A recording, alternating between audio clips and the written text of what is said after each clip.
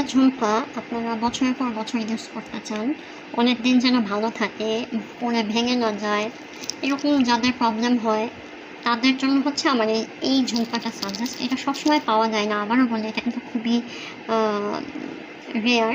এটার ডিজাইনটা দেখা যাচ্ছে সাইজও মিডিয়াম সাইজ, খুব বড় সাইজ তা না, একদম প্রফেশনাল মুডের জন্য পারফেক্ট।